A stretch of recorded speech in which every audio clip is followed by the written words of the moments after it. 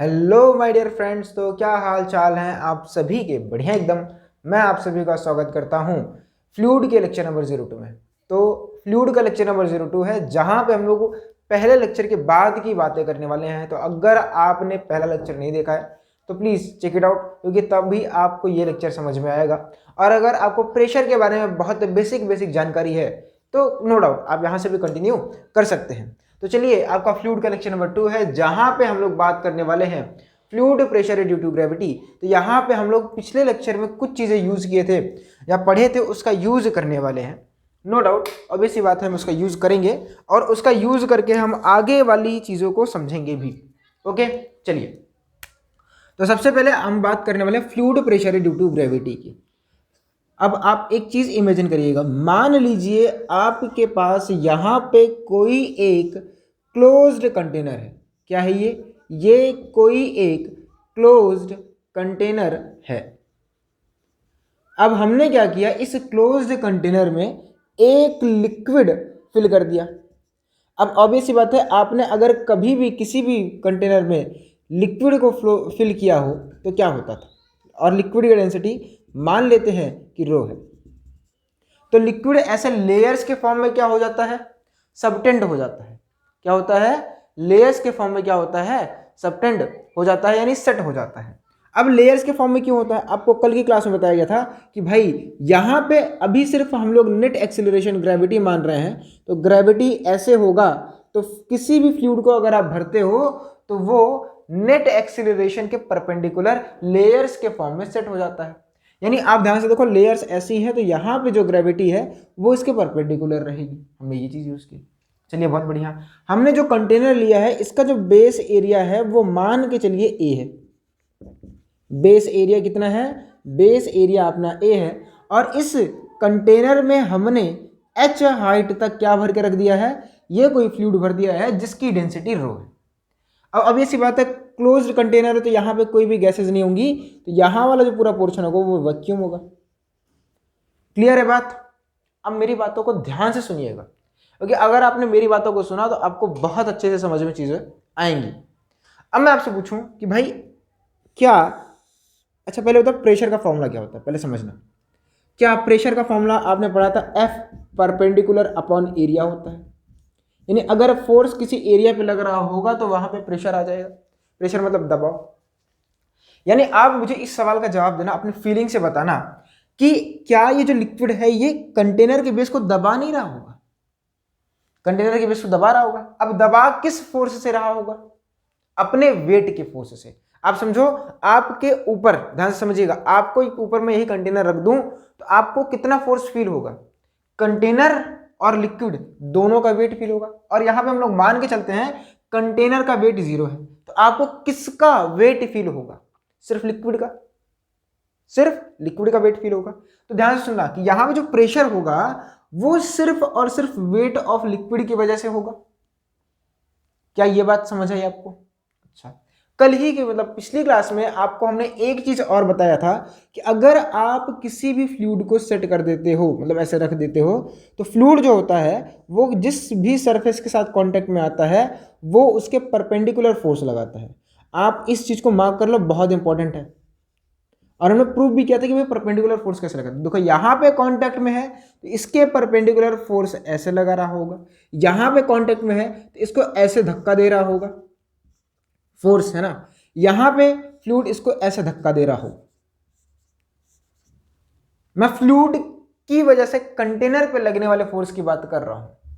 Clear है बात? तो अभी हम लोग सिर्फ बेस वाले फोर्स की, सॉरी बेस पे प्रेशर की बात कर रहे हैं कि बेस पर कितना प्रेशर होगा। तो अब ध्यान से सुनिएगा, अगर मैं आपसे कहूं कि pressure at base of container, pressure at base of container वो किसकी वजह से होगा? ऑब्वियस सी बात है, आपने समझा कि इस कंटेनर के ऊपर जितनी भी लिक्विड के लेयर्स हैं उसकी वजह से होगा, है ना भाई, यही तो इसको दबा रहे होंगे। तो pressure at the base of container वो किसकी वजह से होगा, विल बी ड्यू टू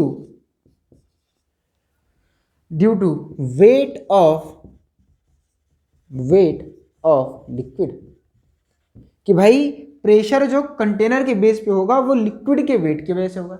यानी अगर हमने लिक्विड का वेट निकाल लिया तो हमें प्रेशर निकालने में कोई दिक्कत नहीं होगी।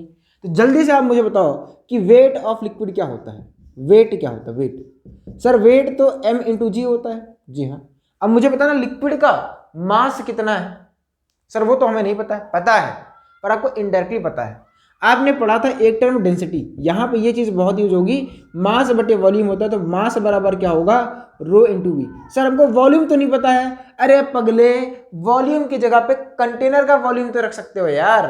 पढ़े थे छोटी क्लास में कि आप लिक्विड को जिस कंटेनर में भरते हो वो उसी का वॉल्यूम ले लेता है, मतलब उसी उतना वॉल्यूम में आता है। समझ आ रही बात? मतलब आप इसको क्या कर दो, इसके वॉल्यूम को ले लो, कंटेनर के कितने वॉल्यूम में आ रहा है। देखो कंटेनर के इतने बेस में भरा है और इतने एरिया में आ रहा है, तो यहाँ पे अगर आप वेट की बात करोगे तो वेट हो जाएगा rho into we into G, और वॉल्यूम क्या हो जाएगा, वॉल्यूम हो जाएगा rho into A H into जी। क्या आप मेरी इस बात से सहमत हैं? क्या आपको वेट कैसे लिखा जाएगा समझ आ गया? चलिए अब आपसे पूछा जाए प्रेशर, तो प्रेशर P बराबर क्या होता है, F परपेंडिकुलर अपॉन एरिया, और परपेंडिकुलर फोर्स यानी वेट ही है आपका, क्या है, वेट है, अपॉन में कितने एरिया पे फोर्स लग रहा है, ए पे, यानी कंटेनर के बेस पर, और ये बराबर हो जाएगा रो इंटू ए इंटू एच इंटू जी अपॉन में एरिया। अब आप बोलोगे सर ए से ए कैंसिल हो रहा है, तो हमने उसे कट कर दिया, तो P बराबर आपका आएगा rho into H into G. आप इस फॉर्मूले को नोट करो और फिर इस फॉर्मूले की खूबसूरती आपको बताया जाए। एक चीज भी नोट करो कि भाई यहां पे ये जो प्रेशर है वो इंडिपेंडेंट ऑफ बेस एरिया है, इंडिपेंडेंट फ्रॉम बेस एरिया, कि भैया वो बेस एरिया ए पर तो डिपेंड ही नहीं कर रहा है। ये आपको मतलब थोड़ा फील करना पड़ेगा। फॉर्मूला है, आप मानते नहीं हो, अभी आपको हाइड्रोस्टैटिक पैराडॉक्स आएगा तो वहां पे आप और चीजें नहीं मानोगे, आपको लगेगा सर ऐसा कैसे हो सकता है, पर भाई ऐसा ही होता है। आप इस फॉर्मूले को नोट करो, डिराइव करके जो रखा है, फिर हम आगे की तरफ बात करते हैं। तो please pause the video and note it down. चलिए अब हम लोग बात करते हैं एटमॉस्फेरिक प्रेशर के बारे में। इतना सब जानने के बाद हम लोग बात करने वाले हैं एटमॉस्फेरिक प्रेशर के बारे में। ये क्या होता है पता है? ये एक्चुअल में नाम में ही लिखा है भैया, pressure due to atmosphere. Sir atmosphere हम पे प्रेशर क्यों लगाएगा, है ना, प्रेशर ड्यू टू एटमॉस्फेयर, क्योंकि भैया एटमॉस्फेयर में है गैसेस, ठीक है, तो वो तुम पर लगाएंगे। और गैसेस क्या होती है, फ्लूइड होती हैं, और अर्थ के पास अपनी ग्रेविटी। समझे आप कि भैया देखो ऐसा है कि P बराबर जो भी फॉर्मूला पड़े H रो जी वाला, वो तुम एटमॉस्फेयर में लगा सकते हो। भाई देखो एटमॉस्फेयर के पास जी प्रेजेंट है, हाँ, उसका रो भी तो होगा, ये डेंसिटी ऑफ एयर हो जाएगा भाई, और क्या, 1.03 के आसपास जो भी होता है। समझे? हाइट भी हमको पता चल जाएगी। अब ध्यान से सुनो होता क्या है, मैं आपको समझाता हूं। जैसे समझिए अपनी ये धरती माता है अर्थ, अर्थ के चारों तरफ क्या है, अर्थ के चारों तरफ एयर प्रेजेंट है, और कहां तक प्रेजेंट है, अर्थ के चारों तरफ एयर प्रेजेंट है एटमॉस्फेयर की बाउंड्री तक। कहां तक प्रेजेंट है, एटमॉस्फेयर की बाउंड्री तक। ऐसे एयर प्रेजेंट है एटमॉस्फेयर की बाउंड्री तक। अब इसका बहुत इंपैक्ट आपको सुनने में आएगा, मतलब समझ में आएगा। मैं आपको 2-3 रियल एग्जांपल भी बताऊंगा, फिर आप समझिएगा। अब भाई ऐसे फैला हुआ है, अब ध्यान सुनो हम लोग अप्लाई कैसे करेंगे। मान लेंगे, देखो पहली बात तो एटमॉस्फेयर है। अब एटमॉस्फेरिक प्रेशर क्या होता है पता है, ये होता है प्रेशर, स्पेलिंग गलत हो गया को,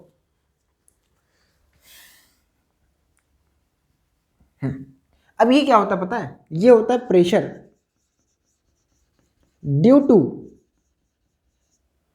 ये ऐसे लिखो, अंग्रेजी गलत हो रही है ना, pressure on the surface of earth, pressure on the surface of earth, pressure on the surface of अर्थ। अब किसकी वजह से है, देखो धरती के सरफेस पर आपको प्रेशर बताना है। अब मुझे आप सिर्फ एक चीज समझो कि मैं मान लो यहाँ पे एक ऐसे कुछ सिलिंड्रिकल टाइप से चीज इमेजिन कर रहा हूँ, आप सिर्फ यहाँ पे समझो, सिर्फ इतने एरिया को समझना। भाई यहाँ पे इसके ऊपर जितनी भी गैसेज होंगी वो क्या इस एरिया को दबा नहीं रही होंगी। समझो भाई, आप कंटेनर वाले से इसको रिलेट करो कि भाई यहां से यहां तक मैंने एक इमेजिनरी कंटेनर माना है, मान लो। अब इस कंटेनर में h हाइट तक एक फ्लूइड भरा हुआ है जिसकी डेंसिटी रो है, और यहां पे जो एक्सीलरेशन है वो g है। आप मुझे बताना क्या यहां पे आप प्रेशर h rho g नहीं लिख सकते हो? बोलो, लिख सकते हो। अब ये प्रेशर किसकी वजह से है? प्रेशर कहां पे है? पहले तो ये अर्थ की सरफेस पर है। कहां पर है? अर्थ की सरफेस पर है। किसकी वजह से है? Due to air column, due to air column. भाई यहां पे एयर मैंने ऐसे भले ही गंदा सा बना दिया है, वो भी तो लेयर्स के फॉर्म में क्या होंगी? सबटेंड होंगी, सेट होंगी, क्योंकि ग्रेविटी तो हमेशा नीचे की तरफ रहेगा। देखो, बनाने का तो हम ऐसे बना दिए हैं, पर लॉजिकली देखा जाए तो जो चीज आपको पीछे पड़ेगी वो यहां पे वैलिड तो होगी ना भाई, है ना। अब एयर कॉलम होंगी। ये एयर कॉलम जो है ये कहां से कहां तक है? एक्सटेंडिंग फ्रॉम सरफेस ऑफ अर्थ,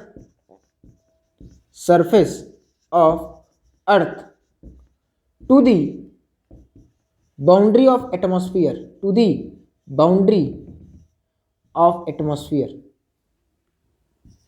कि भाई ये जो आपका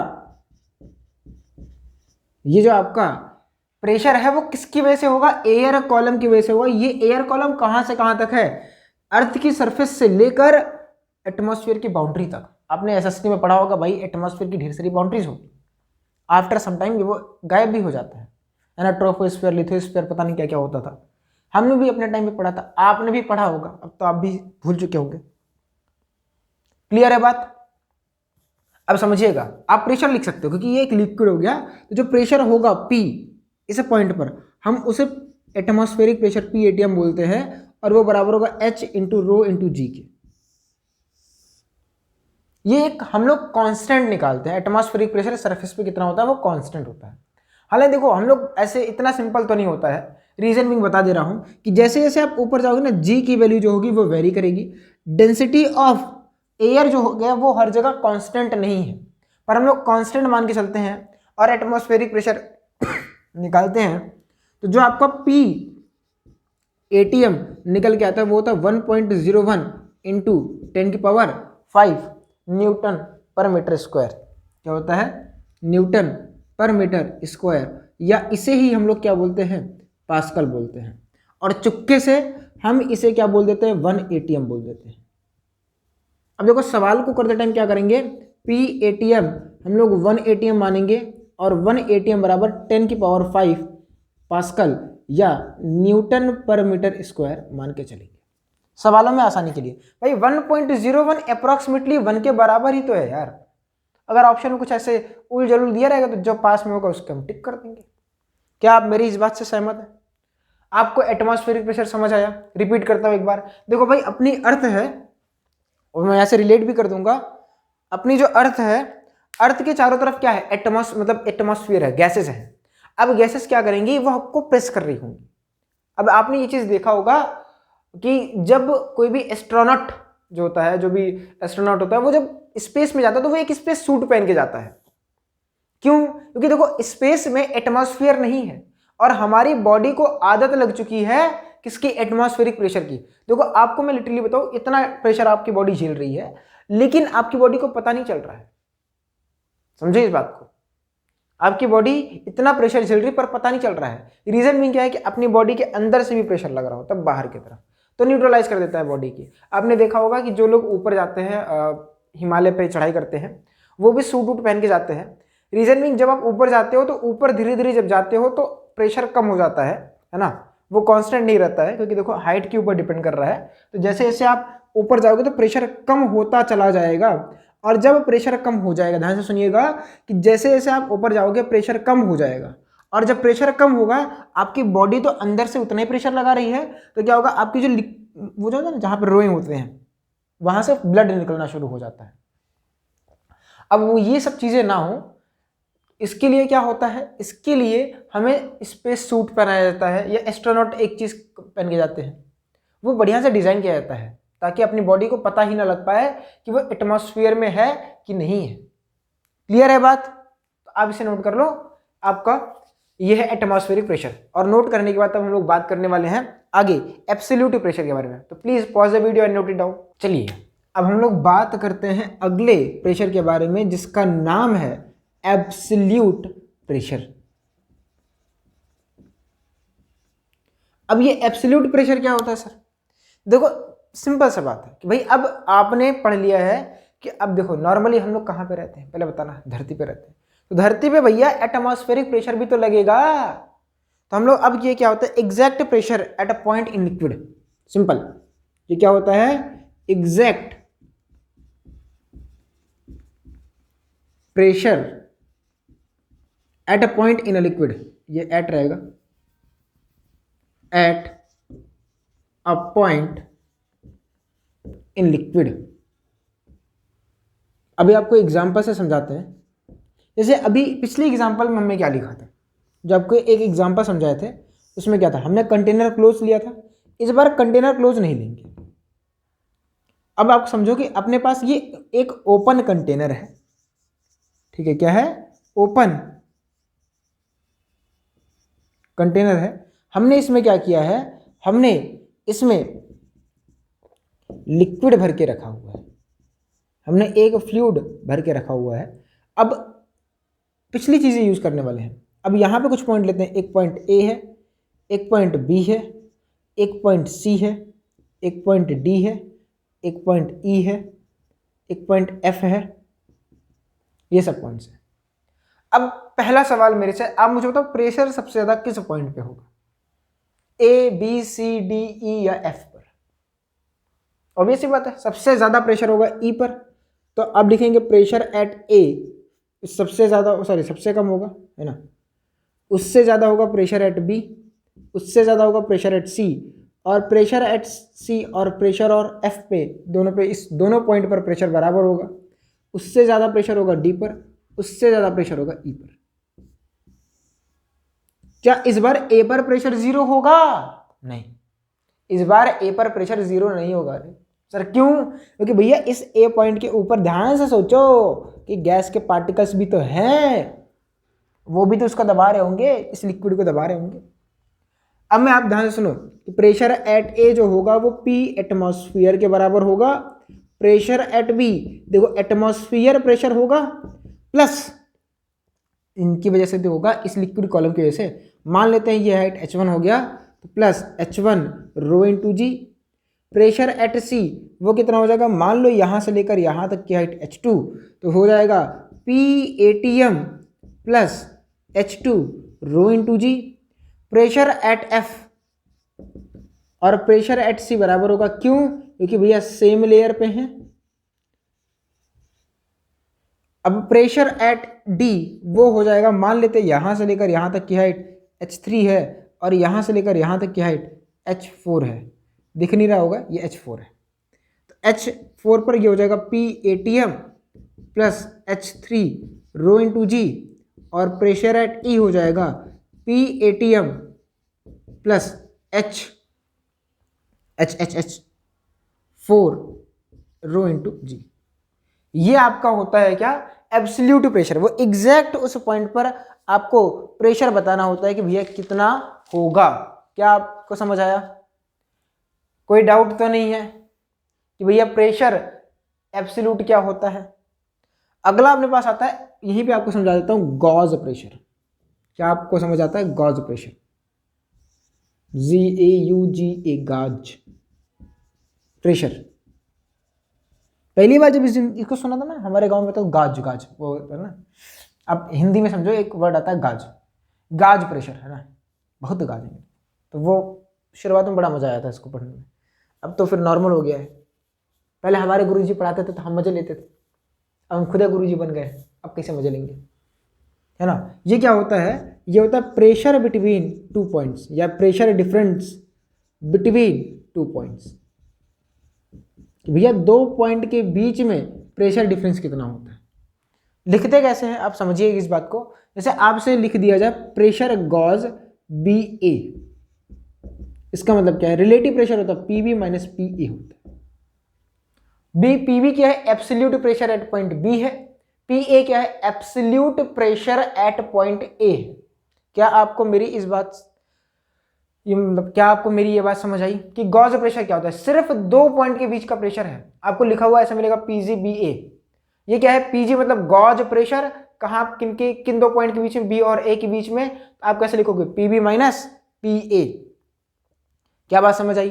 अब ए पर प्रेशर और बी पर प्रेशर आपको पता है, तो देखो बी पर प्रेशर कितना है, पी एटीएम प्लस H1 रो जी और माइनस पी एटीएम हो जाएगा। सर पी एटीएम से पी एटीएम कैंसिल आउट, तो कैंसिल कर दो। तो प्रेशर एट जी बी ए यानी गॉज प्रेशर बिटवीन बी ए वो कितना हो गया, H1 रो इंटू जी। समझ आया? समझ आया?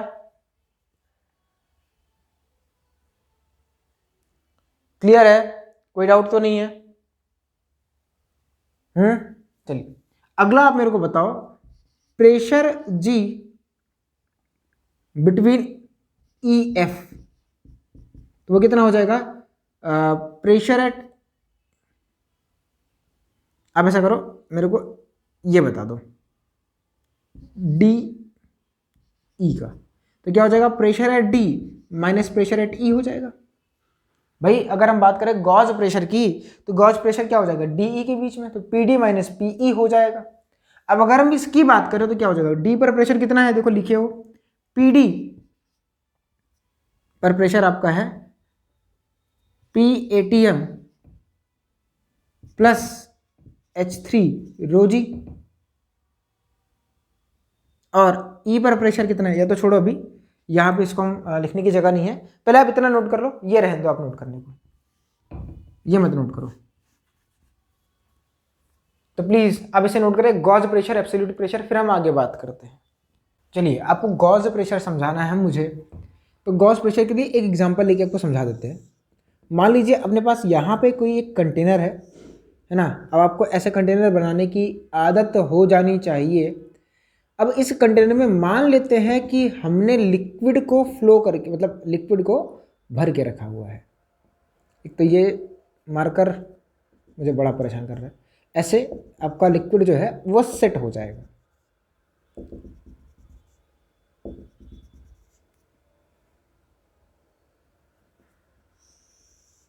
ठीक है, अब यहाँ पे कुछ पॉइंट्स लेते हैं। ये पॉइंट ए हो गया, ये पॉइंट बी हो गया, ये पॉइंट सी है, यहाँ पे ही एक पॉइंट डी है, यहाँ पे एक पॉइंट ई है। अब आप समझिएगा मैं आपको क्या कह रहा हूँ। यहाँ से यहाँ तक की जो हाइट है वो H1 है, यहाँ से यहाँ तक की जो हाइट है वो H2 है, यहाँ से यहाँ तक की जो हाइट है वो H3 है। आप सबसे पहले देखो ओपन कंटेनर है, मेरे लिखने से पहले आपको ये काम करना है, हर एक पॉइंट का प्रेशर लिख देना है। ए का हो, चाहे बी का हो, चाहे सी का हो, चाहे डी का हो, चाहे ई का हो।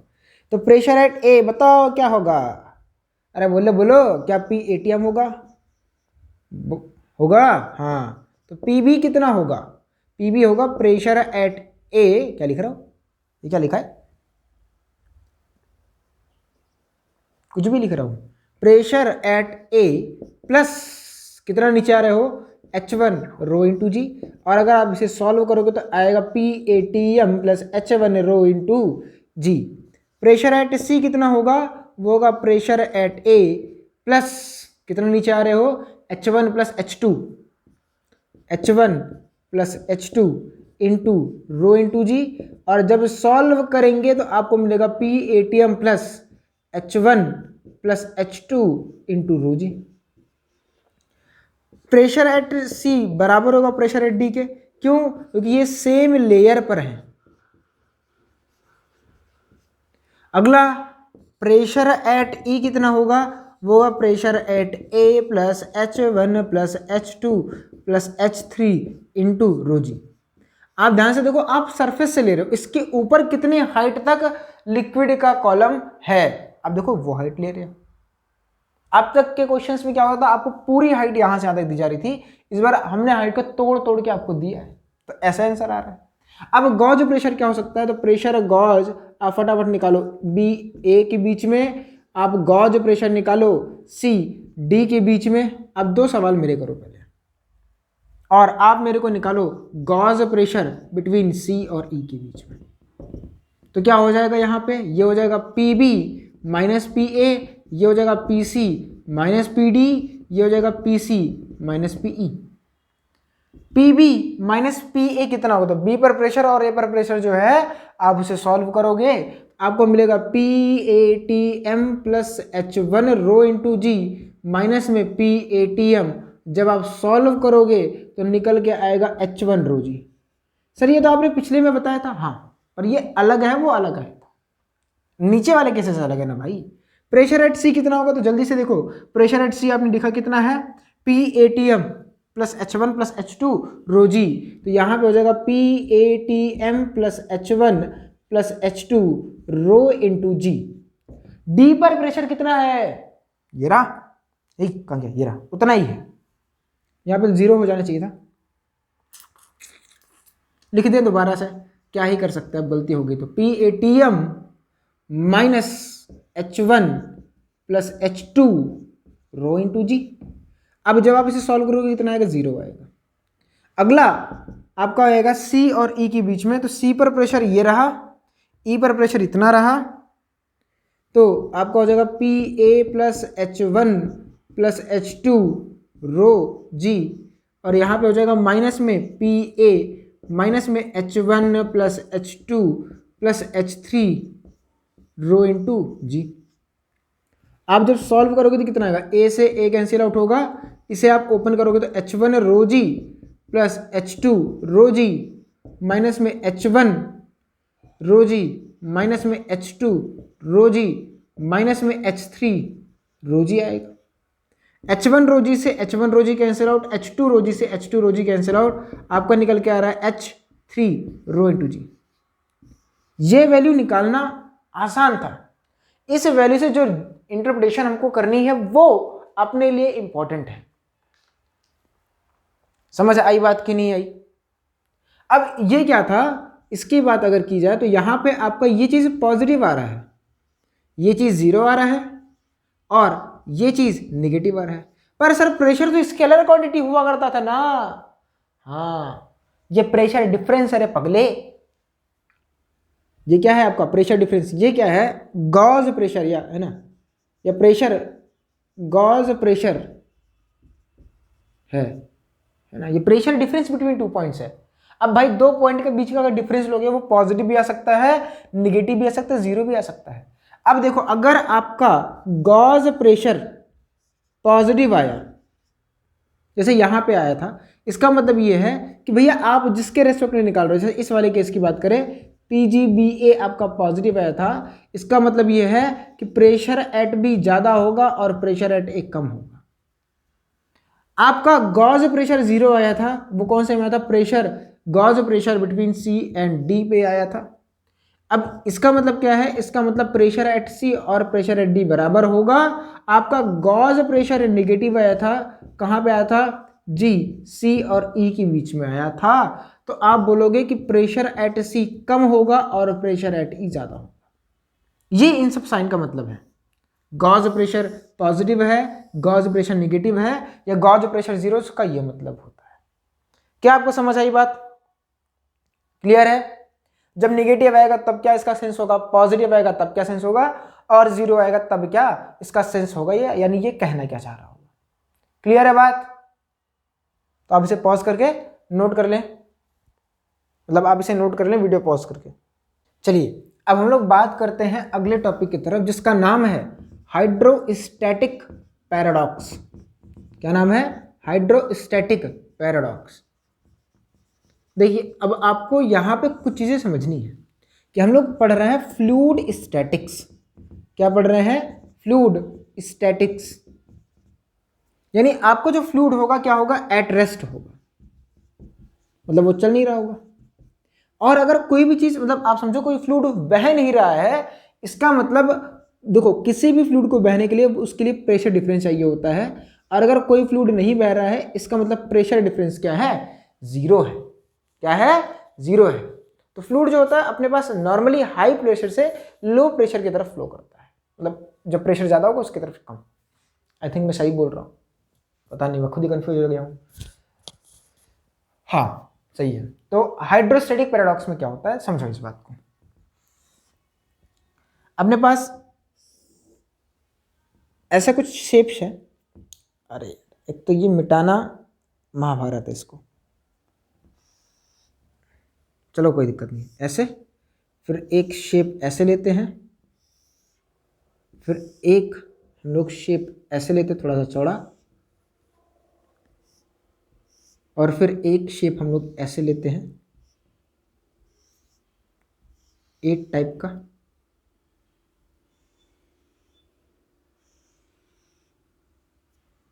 आप ढंग से बना लीजिएगा, ठीक है। आपने क्या किया कि इन सभी लिक्विड्स में आपने h हाइट तक फिल कर दिया। अब देखो दिख भले न रहा हो, थोड़ा टेढ़ा वड़ा हो गया हो, कोई इशू नहीं है। आप समझो कि आपने h हाइट तक क्या भर दिया है, फ्लूइड को भर दिया है, या किसी लिक्विड को इसमें फिल कर दिया है। और आपको जो फ्लूइड है आपने जो भरा वो अब रुक गया है। मैं पहले बना लूँ फिर समझाता हूँ कि आपका जो फ्लूइड है वो रुक गया है। पहले आप इस बात को समझो, आपके पास कोई ऐसा फिगर था, आपने लिक्विड भरा और सभी में h हाइट तक चला आया। मान लो आप यहाँ से डालोगे तो धीरे धीरे यहाँ जाएगा, फिर ऐसे फ्लो करके फिर इसमें भरेगा, फिर आगे जाएगा, फिर आगे जाएगा, और सब में ये h हाइट तक ऊपर गया है। अगर हम बात करें यहाँ से लेकर यहाँ तक की जो हाइट है वो h है, यहाँ से लेकर यहाँ तक की हाइट भी h है, यहाँ से लेकर यहाँ तक की हाइट h है, और यहाँ से लेकर यहाँ तक की हाइट भी h है। इन सब में सेम लेयर है। अब हाइट यहाँ से भी मान सकते हो, यहाँ से भी मान सकते हो। क्लियर है बात।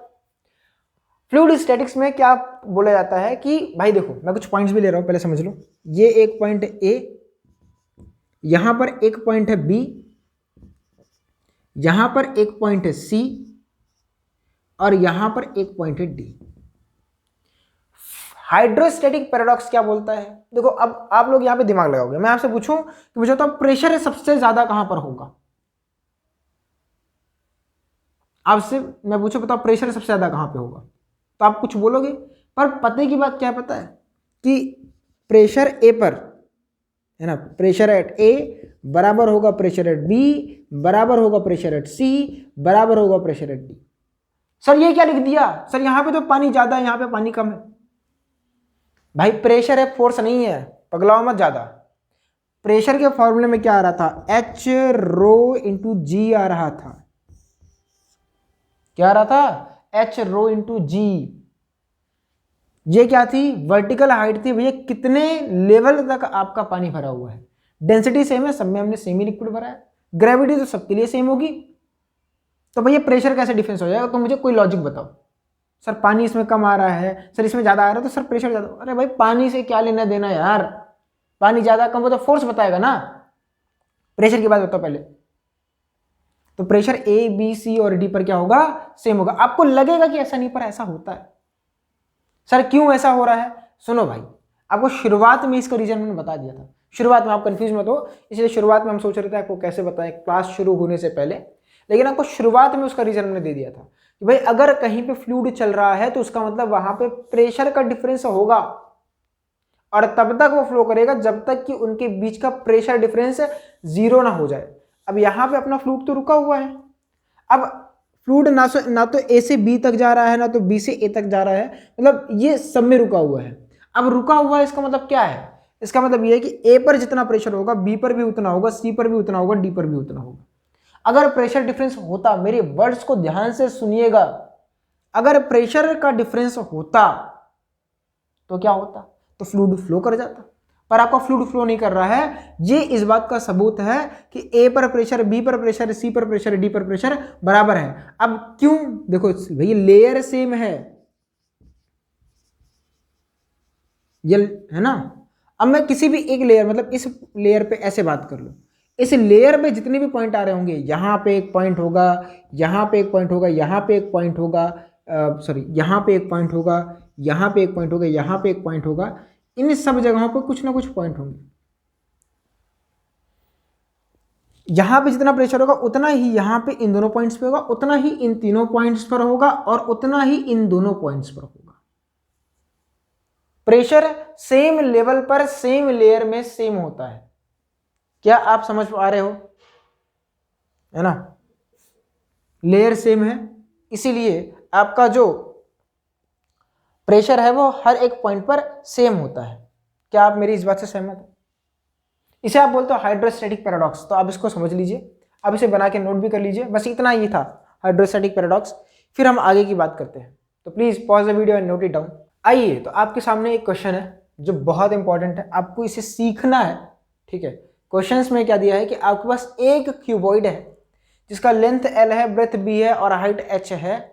इसमें हमने एक लिक्विड भर के रखा है जिसका डेंसिटी रो है। आपको बताना क्या है, find the force by liquid on the base of container and side wall. Atmospheric pressure को आपको अपसेंट मानना है। समझ आई बात? अब भाई ऑब्वियस सी बात है, ये लिक्विड ना फोर्स लगा रहा होगा, इस वाले बेस पर भी लगा रहा होगा और सब दीवारों पर भी लगा रहा होगा, ऊपर नहीं लगा रहा होगा। ऑब्वियस सी बात भाई, बेफालतू सवाल मत पूछना। किस ऊपर वाले पे लगा रहा होगा, पगला आ गया होगा कि ऊपर वाले डब्बे पे फोर्स लग रहा होगा। एक चीज दिया गया कि भैया एटमॉस्फेरिक प्रेशर को अब्सेंट मान के चलना है। इंपॉर्टेंट है, आपको सीखना है। पहले तो हम लोग क्या करने वाले हैं, बेस ऑफ कंटेनर पे चलते हैं। हमें क्या बताना है, फोर्स बेस ऑफ कंटेनर पर। देखो पहले कॉन्सेप्ट क्या होगा, यहीं पे लिख देते हैं। हमने पढ़ा है प्रेशर बराबर होता है फोर्स परपेंडिकुलर अपॉन एरिया। अगर हम प्रेशर निकाल दें, है ना, तो एरिया हमको पता चल जाएगा। तो sorry, area into P perpendicular is equal to हो जाएगा, सॉरी क्या लिख रहा हूं मैं, एरिया इंटू पी वो बराबर हो जाएगा फोर्स के। यानी अपना प्योर कॉन्सेप्ट क्या रहेगा कि हमें प्रेशर निकाल देना है, फिर एरिया से मल्टीप्लाई कर देना है, अपना फोर्स निकल जाएगा। क्लियर है? तो बेस ऑफ कंटेनर पे समझते हैं, आसान है। इसको समझिएगा कि ये आपका बेस है, इस बेस पर, ये आपका बेस है, बेस का ये L है और ये B है। यहां पे मुझे बताना बेस के इस पॉइंट पर प्रेशर कितना, यहां बताइएगा भाई प्रेशर कितना होगा। लिक्विड ऐसे भरा होगा, अब मुझे बताओ प्रेशर कितना होगा P बेस पर।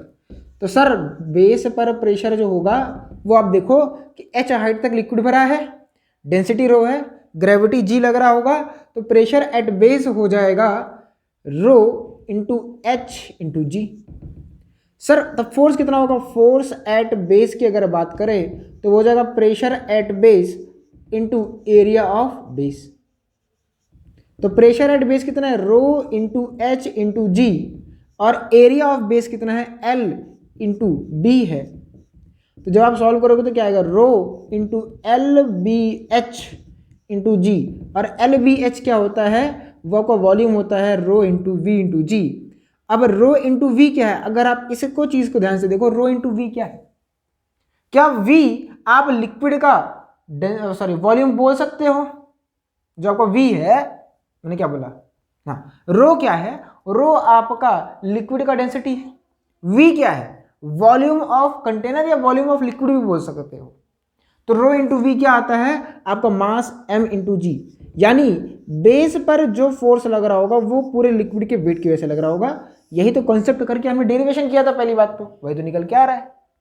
नो डाउट ये वाला आसान था कि बेस पर जितना फोर्स होगा वो mg होगा या रो v इंटू जी होगा। क्लियर है बात, ये आसान है। ठीक है, अगला आप समझिएगा, अगला अपने लिए थोड़ा सा इंपॉर्टेंट हो जाता है। पहले आप इसको नोट कर लो, नोट कर लो, नोट कर लो फटाफट, फिर हम अगले वाले की बात करते हैं जो कि आपकी जान खा सकता है शायद। हम लोग बात करते हैं साइड वॉल पर। दूसरा क्या है अपने पास, साइड वॉल। अब कोई सा भी साइड वॉल ले लो, मैं तो ये वाला ले रहा हूं, ठीक है मैं बना दे रहा हूं।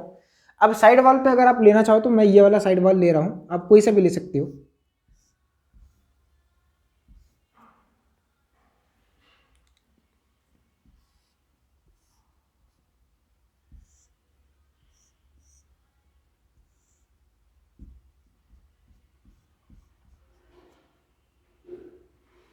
ठीक है, अब ध्यान से सुनो कि यहाँ पे जो लिक्विड होगा वो इस पूरे दीवार को बाहर की तरफ धक्का दे रहा होगा।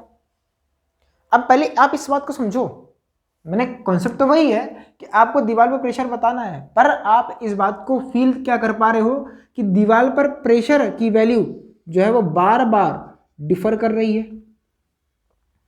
क्या आप इस बात को फील कर पा रहे हो कि भाई प्रेशर की वैल्यू जो है वो डिफर कर रही है? सर क्यों? क्योंकि प्रेशर बराबर होता है H रो इंटू जी। अब यहां पे देखोगे तो प्रेशर 0 है, यहां पे प्रेशर कुछ होगा, जैसे जैसे नीचे जाओगे तो प्रेशर बढ़ेगा तो फोर्स भी तो बढ़ेगा रे भाई।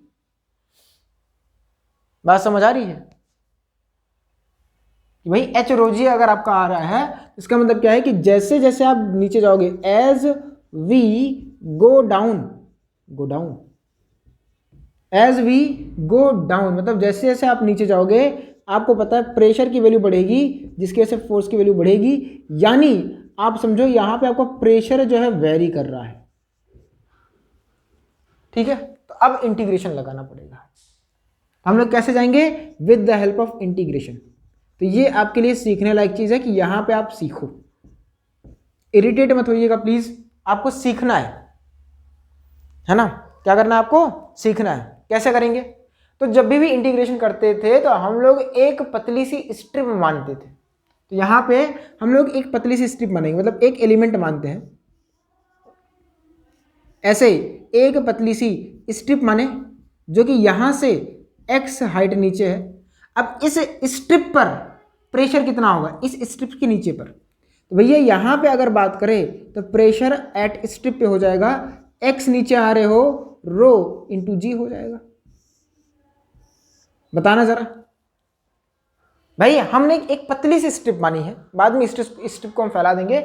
इस स्ट्रिप को यहां से x नीचे आए हैं तो x रो जी हो जाएगा। क्लियर है बात? अच्छा आप मुझे बताना एरिया ऑफ स्ट्रिप क्या होगा, क्योंकि अगर फोर्स निकालना है तो प्रेशर इंटू एरिया करना पड़ेगा। तो एरिया ऑफ स्ट्रिप क्या है? तो भाई इसकी मोटाई x पे जाके हमने एक dx मोटाई, इसकी मोटाई कितनी है? dx है, dx मोटाई की एक स्ट्रिप कट की है, तो एरिया क्या हो जाएगा? Base into area. भाई ये लेंथ कितना है? b, और मोटाई कितनी है? dx, तो एरिया ऑफ स्ट्रिप क्या b dx हो जाएगा। फिर समझो भाई, ये स्ट्रिप है, ऐसे ये स्ट्रिप है, स्ट्रिप का ये लेंथ कितना है? b, और ये लेंथ कितना है? dx। तो एरिया क्या b dx नहीं होगा? तो हमने b dx कर दिया। अब फोर्स ऑन स्ट्रिप वो कितना हो जाएगा? Pressure on strip into area of strip. और जब आप सॉल्व करोगे तो आएगा x rho into G into B D X. Sir ये तो छोटा सा फोर्स है। अब ऐसी बात है रे पगले, जो स्ट्रिप है उस पर छोटा सा तो फोर्स लग रहा होगा, तो आप इसे df भी लिख सकते हो।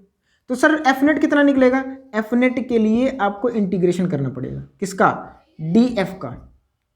अब वो कितना आ रहा है? वो आ रहा है b रो जी x dx। अब आपको लिमिट वगैरह पुट करनी पड़ेगी। लिमिट बताना x की कहां से कहां तक है। x की लिमिट 0 से लेकर h तक होगी। भैया आप इस स्ट्रिप को यहां भी मान सकते थे और यहां भी मान सकते थे, तो मिनिमम कितना हो सकता था? 0, और मैक्सिमम कितना हो सकता था? h। तो एफ नेट की अगर आप बात करोगे तो वो देखो यहां से लिमिट आएगी 0 से h, क्योंकि आपका x ही तो बदल सकता है, वेरिएबल है। तो 0 से h हो जाएगा, तो b dx। अब देखो b रो g आपका कांस्टेंट है, x का होता है x स्क्वायर बाई 2। आपको लिमिट पुट करनी है 0 से लेकर h तक। क्लियर? अब पुट कर दोगे तो आपको एफ नेट मिलेगा b rho g into H square by 2। क्या आ रहा है? b rho g into H square by 2। ये आपका एफ नेट आ रहा है इस साइड वॉल पर। क्या बात समझ आई आपको? हमने क्या किया था? सुनो, हमने साइड वॉल पे प्रेशर बताना था, सॉरी फोर्स बताना था। अब फोर्स बताने के लिए भैया हमने कॉन्सेप्ट क्या था कि यही था, कॉन्सेप्ट पिद्दू सा तो था यार, एरिया इंटू प्रेशर करना था। पर हमने देखा कि जैसे जैसे हम नीचे जा रहे हैं वैसे वैसे प्रेशर की वैल्यू तो बढ़ रही है, और प्रेशर की वैल्यू बढ़ेगी तो फोर्स की वैल्यू भी तो बढ़ेगी। यानी सॉरी, अगर आप यहां पे लिखोगे फोर्स तो जीरो होगा पर नीचे फोर्स मैक्सिमम हो जा रहा है। आप इस बात को समझो भाई, यहां पे फोर्स जीरो होगा और नीचे फोर्स मैक्सिमम होगा। क्लियर है बात? तो इसलिए आपको इंटीग्रेशन करना पड़ा। इंटीग्रेशन करने का तरीका क्या था, हमने एक पतली सी स्ट्रिप मानी, उस स्ट्रिप पर हमने देखा प्रेशर कितना लग रहा है और एरिया देखा प्रेशर का, और फिर हमने लगा दिया area of strip into pressure of strip, और वो हमको फोर्स दे दिया। पर वो स्ट्रिप पर लगने वाला फोर्स दिया है हमको, नहीं ये एफ स्ट्रिप होता है, इसको डीएफ नहीं लिखते। जो एफ स्ट्रिप है वही तो छोटा सा फोर्स है, जो एफ स्ट्रिप है वही तो अपना छोटा सा फोर्स है। तो हमने इसको इंटीग्रेट कर दिया, हमको मिल गया भैया जो इस दीवार पर फोर्स लग रहा होगा इस लिक्विड की वजह से वो होगा B rho G H square by two. पहले आप इसको नोट करो, फिर हम इसके एनालिसिस पर जाते हैं। तो please pause the video and note it down. चलिए अब हम बात करते हैं इसके एनालिसिस की। जो अभी हमने रिजल्ट निकाला है उसके एनालिसिस की बात करते हैं। साइड वाल वाले की एनालिसिस करेंगे। एफ नेट पे हमने क्या माना था भाई, अपने पास ऐसे एक कोई कंटेनर है, इस कंटेनर पे लिक्विड जो भरा है उसकी वजह से फोर्स कितना था। ये लेंथ हमने एल मानी थी, ये लेंथ हमने बी मानी थी, ये लेंथ हमने एच मानी थी, और हमने इस वाले पे निकाला था फोर्स। तो कितना आया था, F net is equal to B rho G H square by two. Clear है बात? क्लियर है बात? अब आप इसकी एनालिसिस देखो। आप इसे ऐसे भी तो लिख सकते हो इस फोर्स को। कैसे? आप देखो एच रो जी ऐसा कर दो into B into H by two. क्या आप मेरे को बता सकते हो कि क्या मैं इसे ऐसे भी लिख सकता हूं? अब ये सी बात है, मैथमेटिक्स वाला दिमाग है, हम लिख सकते हैं। अगर आप यहां से इसे एनालाइज करो तो जो एफ नेट निकल के आ रहा है ना वो क्या है, H rho G by two into B into H. ये सिर्फ फॉर्मूले को अच्छे से एनालाइज करने का तरीका है, हमने एक निकाला है। ये साइड वाले पे फोर्स है, ये ध्यान से सुनना क्या है, ये ऊपर वाला प्रेशर है। अगर मैं यहां इस पॉइंट पे लिखता, पर मुझे बताना कि एच बाई टू पर यहां पे प्रेशर कितना होगा, इसके एकदम मिड पॉइंट पे H by two rho into G, ये तो होगा। आपने ये क्या है, ये आपने लिखा है सेंटर पर pressure, pressure at centre, pressure at centre पे लिखा है। और ये क्या है, बी इंटू एच, ये एरिया ऑफ द वॉल है जिस पर आप फोर्स लिख रहे हो। फिर सुनो भाई, एच रो जी क्या है, एच रो जी प्रेशर है कहां पर, सेंटर पर। जिस वॉल पर आप फोर्स देख रहे हो उसके सेंटर पर प्रेशर कितना है, एच रो जी है। और बी इंटू एच क्या है, ये एरिया ऑफ वॉल है। यहां से आप निकाल सकते हो एक, भाई ये क्या है कि एफ नेट अगर आपको कभी भी साइड वॉल पर लिखना है, ध्यान से सुनो इस बात को, कि अगर आपको साइड वॉल पर लिखना है मतलब एक बार इंटीग्रेशन कर लिए है, रिजल्ट आप देखो, हम बाकी सब पे लिख देंगे। क्या लिखना है आपको, pressure at centre of wall, कि आपको सेंटर ऑफ वॉल पर प्रेशर कितना है वो देखना है, और आपको एरिया ऑफ वॉल लिख देनी है। आपको क्या लिख देना है, एरिया ऑफ वॉल। क्लियर है? अब आप देखो ध्यान से, आप चाहे इस वाले पे ध्यान से देखो, जो हमने यहां पे बनाया था, शायद ऐसे ही बनेगा ना, थोड़ा और टेढ़ा करना था इसको।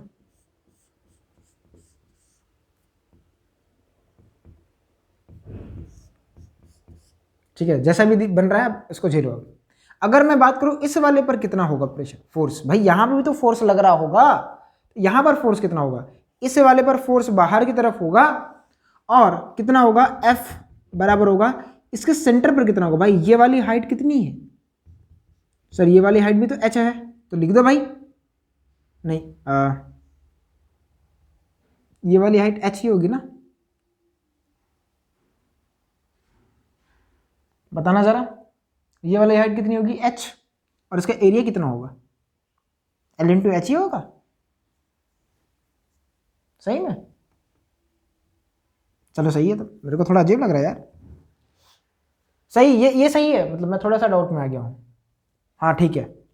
F बराबर क्या हो जाएगा, आप देखो सेंटर पर प्रेशर के कितना है यहाँ पर, तो भाई h हाइट तक क्या भरा है, लिक्विड भरा है, तो rho into G into H by 2।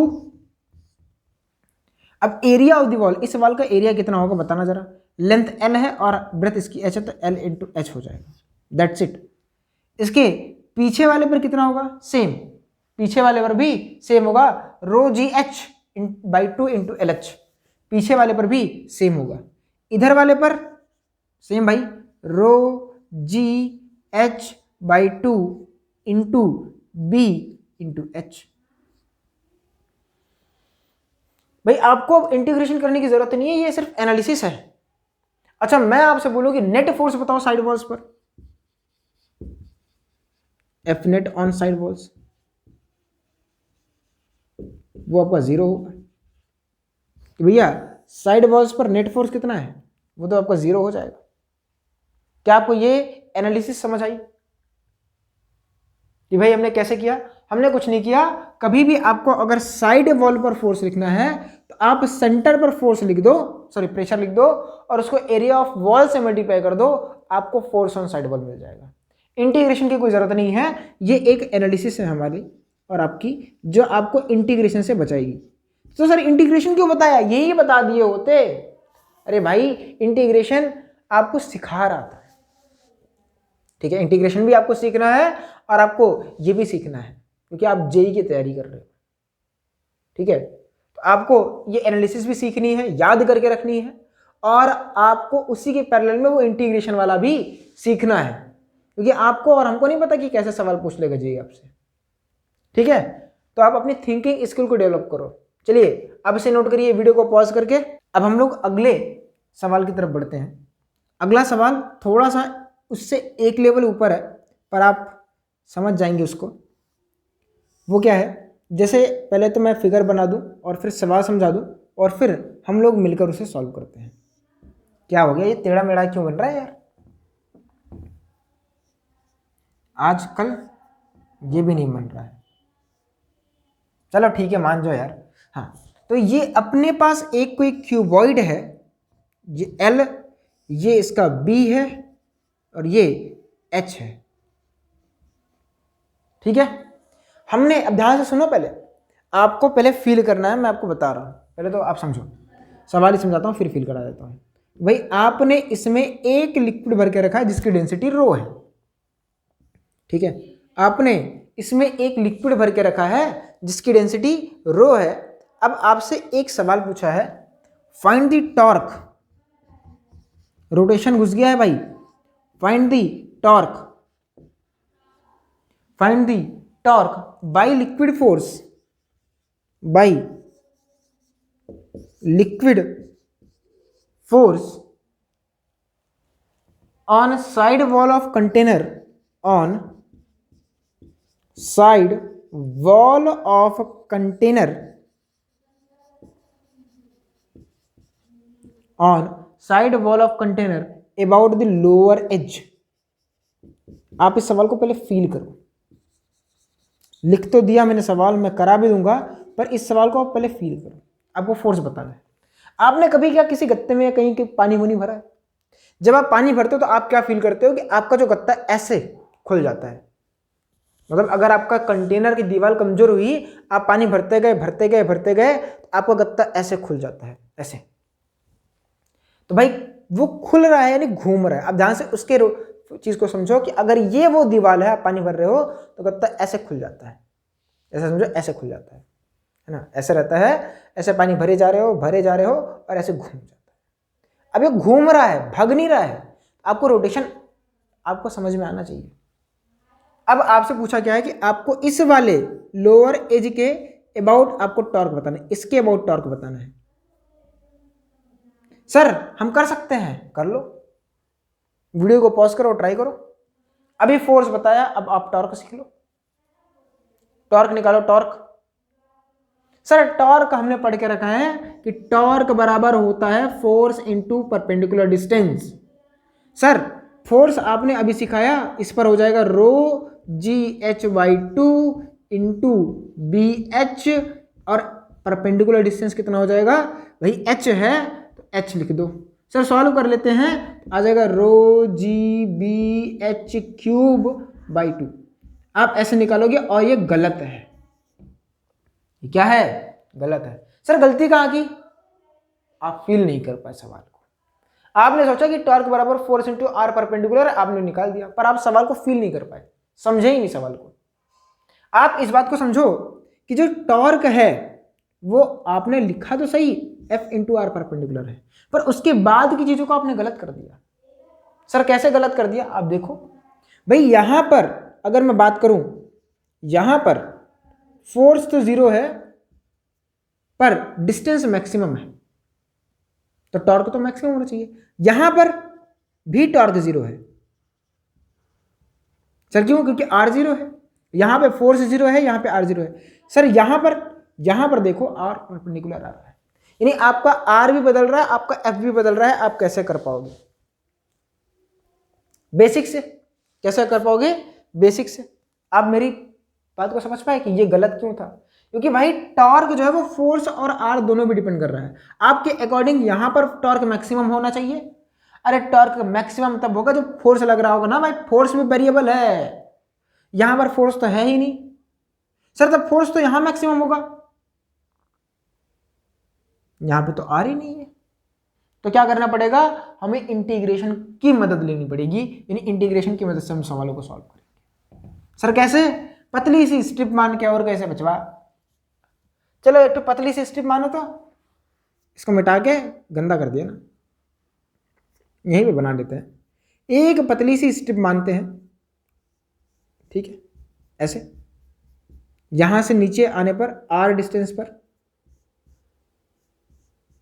यहां से एक्स डिस्टेंस नीचे आए, और यहां पर हमने बोला कि एक पतली सी स्ट्रिप मान लेते हैं। क्या मान लेते हैं, एक पतली सी स्ट्रिप। अब मुझे बताना इस पतली सी स्ट्रिप पर फोर्स कितना होगा, छोटा सा, तो डी एफ बराबर pressure on the strip into area of the strip.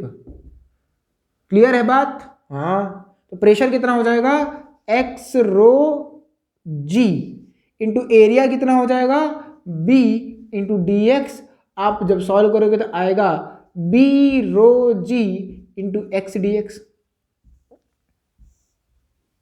ये तो हो गया फोर्स।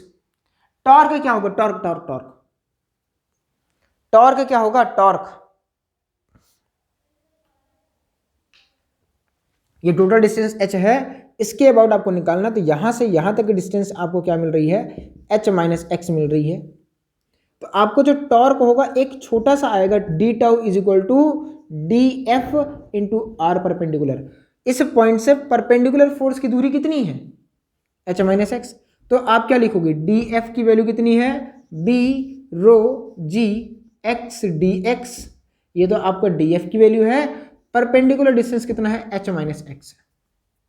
थोड़ा सा आप इसे सॉल्व करोगे तो D tau is equal to निकल के आएगा B rho G X into H minus X D X. ये आपका टॉर्क का फंक्शन आ रहा है। जब आप इसे इंटीग्रेट करोगे, लिमिट रखोगे, तो आपको टॉर्क पता चल जाएगा। फिर से आप समझो इस बात को कि हमें इसकी जरूरत क्यों पड़ी इंटीग्रेशन की, क्योंकि भाई आपका फोर्स भी वेरिएबल है और आर भी वेरिएबल है। भाई आर यहां पे जीरो करोगे तो टॉर्क नहीं लगेगा, जहां पे आपके अकॉर्डिंग आर मैक्सिमम है तो टॉर्क मैक्सिमम लगना चाहिए था, पर फोर्स ही तो नहीं है। यानी हम वो वाला फॉर्मूला यहां पे नहीं यूज कर सकते, हमको बेसिक से जाना पड़ता है। ठीक है, तो इसलिए आपको बताया था आपको बेसिक भी सीखना है, आपको वो रिजल्ट भी याद करके रखना है। रिजल्ट देखो, आपको बेसिक वाला अभी हम दिखा दे रहे हैं कि बेसिक का यूज क्या है, रिजल्ट वाला हमको कल दिखा देंगे कि रिजल्ट का यूज क्या है। और सारे जेई के मतलब ऐसे अच्छे लेवल के सवाल हैं, आप नहीं बोल सकते ट्रेडिशनल सवाल है, सब कराते हैं, है ना। आप देखो इस बात को, डी टाउ, अब टाउ नेट कितना हो जाएगा, आप जब इस डी टाउ को इंटीग्रेट करोगे, अब डी टाउ को इंटीग्रेट करोगे तो क्या मिलेगा, B rho G into X into H minus X D X. यहां पे वेरिएबल क्या है? आपका x है। x की लिमिट पुट करो जरा, तो x की लिमिट पुट करना, तो भाई x हमने ये माना तो 0 से h हो जाएगा, तो ये हो जाएगा 0 से लेकर h तक। तो चलो सॉल्व करते हैं। तो tau net is equal to constant terms को आप बाहर निकालो, बी रो जी बाहर निकला, अंदर में आपके बच रहा है 0 से लेकर h तक में x into H minus X D x. एक स्टेप और लिख लेते हैं, बी रो जी। अब ध्यान से देखना, इंटीग्रेशन करेंगे 0 से h तक, हमने यहां पे मल्टीप्लाई किया x H minus x square D x. अब इंटीग्रेट कर लेते हैं, तो आपका टाउ नेट निकल के आएगा बी रो जी, देखो x इंटू एच का हो जाएगा एक्स स्क्वायर बाई,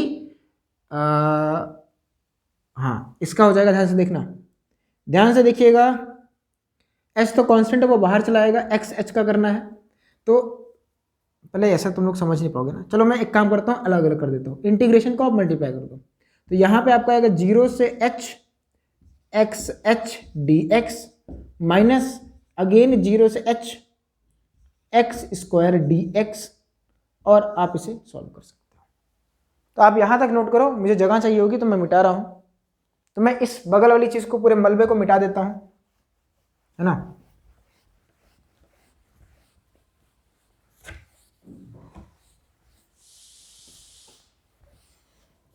अब ध्यान से देखिए इस बात को, इसको आप इंटीग्रेट करना है, इसको हमें इंटीग्रेट करना है। Tau net is equal to हो जाएगा b into rho into ji.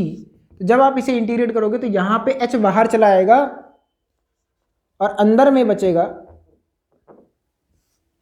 X square by 2, और लिमिट आपको पुट करनी पड़ेगी 0 से h माइनस वहां पे हो जाएगा एक्स क्यूब बाई 3, और आपको लिमिट पुट करनी पड़ेगी 0 से h। जब आप सॉल्व करोगे तो टाउ नेट बराबर हो जाएगा b रो जी, और जब आप लिमिट पुट करोगे तो आपको मिलेगा h cube by 2 minus H cube by 3। आप आगे सॉल्व करोगे तो tau net is equal to B rho G H cube, अंदर में मिल रहा है 1/2 माइनस 1/3। आगे सॉल्व करोगे तो tau net is equal to B rho G H cube, इसे आप जब सॉल्व करोगे तो आएगा 1/6।